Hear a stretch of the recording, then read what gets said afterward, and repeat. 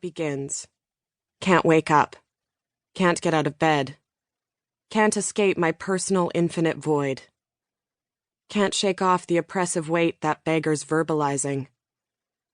I spend most of the day, Thursday, in a semi-conscious haze, and by the time I get vertical, I am convinced. I have to die. I can't countenance the prospect of more days like this, lost to uselessness and sweaty bedsheets. There were window cleaners on my side of the building that day, and their presence added abstractly to my shame at the unmade bed, the papers scattered everywhere, the dishes lurking in the sink.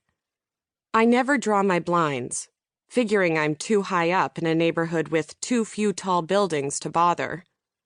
But now I did, and eavesdropped on the faceless male voices whose language, Portuguese? I didn't understand on the other side of my window.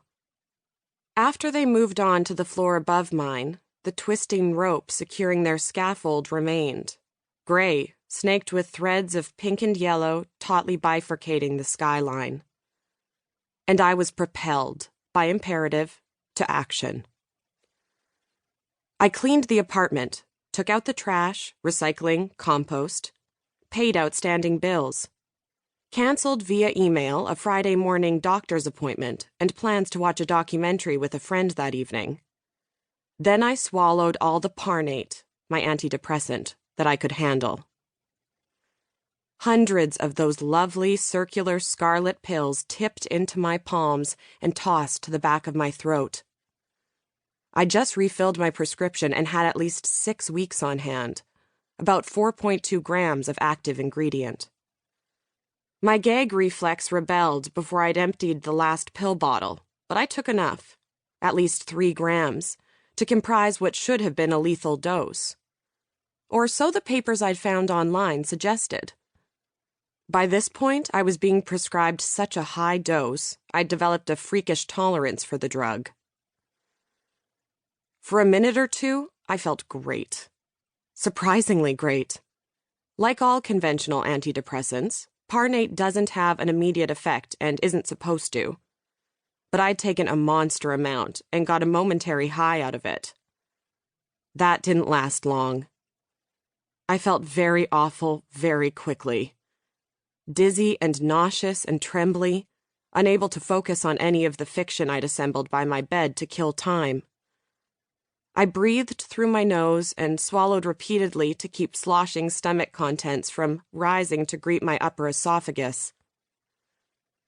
I tried to focus my unraveling attention on the window cleaner's rope outside my window, on the labels on the world map on the opposite wall. It was the questions that did it.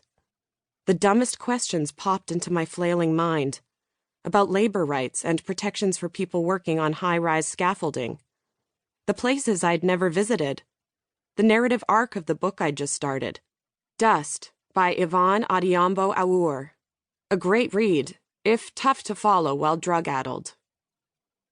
These were questions I wanted to be alive to ask. It's a curious revelation, like getting a second wind when you're about to collapse, combined with the sense of almost locking yourself out of the house. I wasn't happy, I wasn't hopeful, but I wanted to know things I didn't yet know. I rocketed to the bathroom, watery Parnate filling the toilet with vivid fuchsia. I had this sudden urge to take a photo, willed myself to grab my camera on the other side of the apartment. But I wasn't moving. It didn't feel like I was having trouble moving. I just wasn't moving. Noticed from a distance that, as I washed my hands and face and tried to brush my teeth, I couldn't stop shaking. I'd grown used to antidepressants giving me micro-tremors, but these were not micro. I gripped or leaned against the white buzzing counter, unworried and unthinking. Time passed faster than it should have. I retrieved my phone and watched the minutes tick by and battery drop 1 percentage point at a time. Exchanged text with the friend I was supposed to meet, who'd kept my ticket, who urged me to cab it to the movie theater. I registered detachedly how slow I was to dredge up words, How uncoordinated.